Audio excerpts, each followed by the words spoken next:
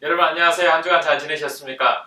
추석이었는데 여러분 어떻게 지내셨어요? 미국 생활하시면 추석이 뭔지 설날이 뭔지 이렇게 너무 바빠서 지내버리는 경우가 많은데 그래도 가족과 함께 따뜻한 음식 먹으면서 좋은 시간 보냈을 것이라고 생각이 됩니다. 자, 오늘은 느헤미야의 이제 마지막 종착점을 향해서 가고 있는데 오늘 강의하고 그리고 다음 주는 다른 목사님 설교가 아니시기 때문에 오지미 목련님께서 강의를 하시고 그 다음 주 하면 이제 느헤미야 강의는 끝나게 됩니다. 자, 느헤미야 강의 중에 오늘 내용은 11장과 12장의 내용인데 제목을 여러분 교환을 보신 것처럼 정착과 성벽 봉헌에 대해서 제목을 넣어봤습니다. 정착이라는 건 지난번 여러분 기억하세요?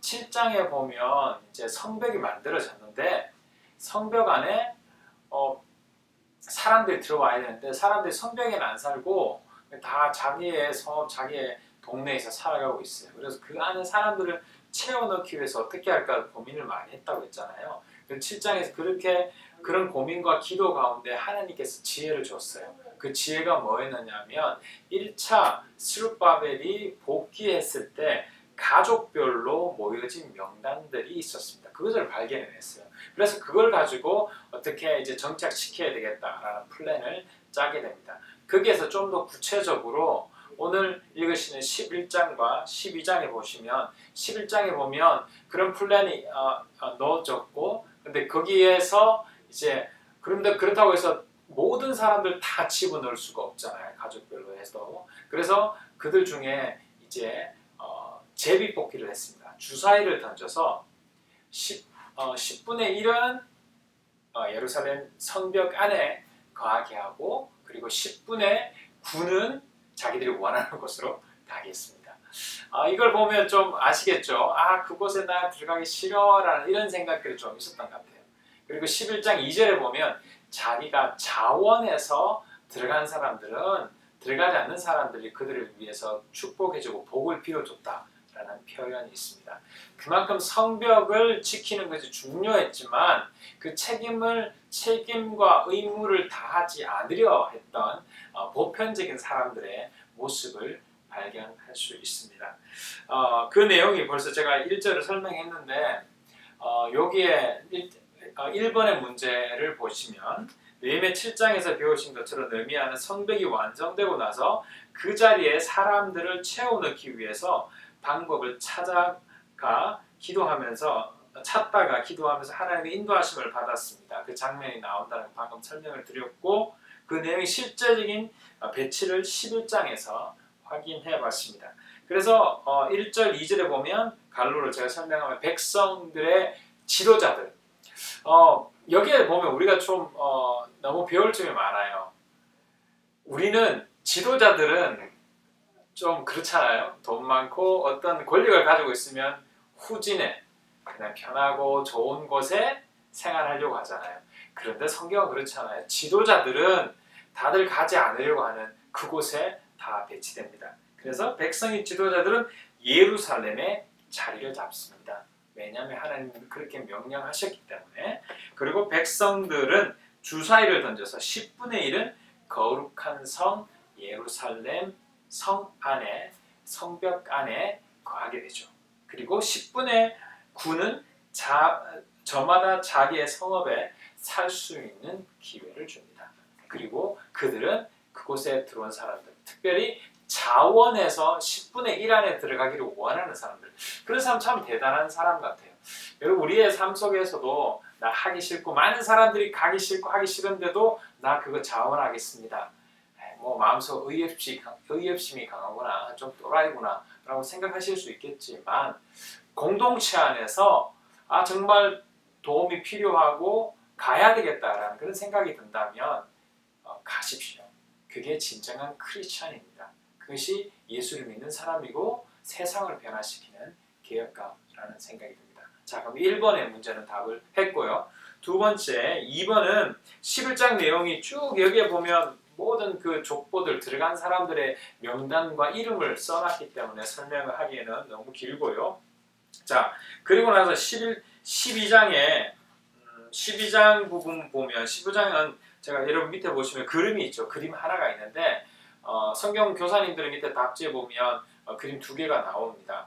파워포인트를 한번 보실까요? 자, 파워포인트를 보시면 이 파워포인트에 보면 성경 이건 언제 배웠냐면 느헤미야 처음 배우셨을 때 성벽을 어떻게 만들어졌는지 그림을 그려서 여러분과 함께 배웠던 기억이 있습니다. 기억하시죠? 자, 거기에 보면 문들이 여러 곳이 있는데 제일 오른쪽 위쪽에 보면 양문이라고 있어요. 제가 지금 표시를 빨간색으로 표시해놨죠. 별표를 해놨는데 그 양문의 중요성에 대해서 옆에 지금 이번에 기억부터 디귿까지 3가지 질문이 있는데 그것에 대한 설명을 제가 오늘 말씀드리도록 하겠습니다. 자, 처음에 느헤미야가 성벽을 지을 때 무엇에서부터 시작하냐면 양문을 짓습니다. 그게 1장이 나오거든요. 1장 지나서 2장이 나오는데 양문을 짓습니다. 양문은 결국 성전에 필요한 어린 양이 들어오는 문입니다. 성전은 하나님을 예배하는 곳입니다. 하나님을 경배하는 곳인데 그곳에 필요한 제물이 들어오는 양문입니다.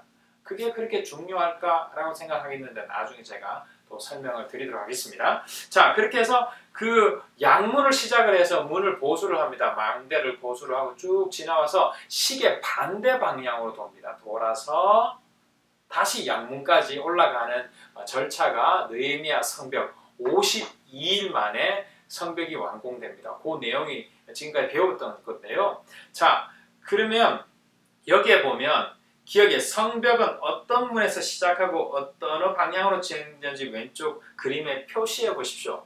표시되겠죠? 양문을 표시하시고 그리고 시계 반대 방향으로 표시해 보시면 될 것 같습니다.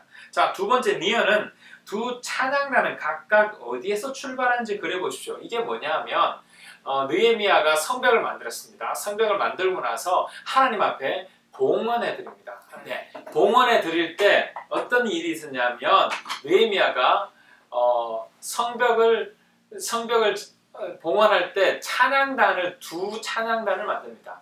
우리 주일 예배 때 한 달 한 번 정도 앞에 나와서 성당 찬양단이 있죠. 그처럼 찬양단을 두 팀을 만듭니다. 그 내용이 11장에 구체적으로 설명하고 있는데 너무 길어서 설명하기 힘들고요.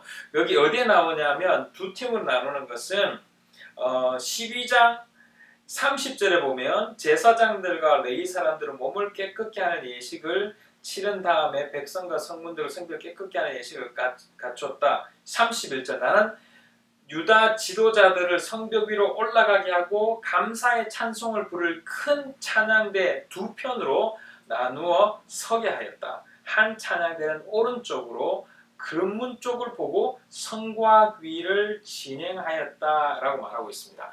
여기에서 두 번째 니은의 질문인데 디귿의 질문인데 두 찬양단의 반대 방향을 출마했지만 함께 만나서 성전으로 들어가게 된 문 이름이 무엇이며 그 문으로 함께 모인 이유가 뭔가 그러니까 출발한 문이 어디냐면 밑에 보십시오. 그림에 보면 북문이라고 되어 있죠. 이건 한자 말인데 그름문 다시 말해 그름문 좀 어려우면 똥문이면 똥문. 그러니까 이 북문은 뭐냐면 사람들의 배변이나 짐승의 배변이나 이런 것들은 이 문을 통해서 바깥으로 배출이 됐거든요. 그 북문에서부터 찬양단이 한쪽은 오른쪽으로 한쪽은 왼쪽으로 이렇게 가게 됩니다. 그런데 특히 북문에서부터 오른쪽으로 해서 양문으로 가게 되는 그 내용이 나오는데 그거는 여러분 기억을 잘 못하실 수 있을 겁니다. 1장에 보면 여기 오른쪽 편에 설명을 제가 좀 상세히 설명해 놨는데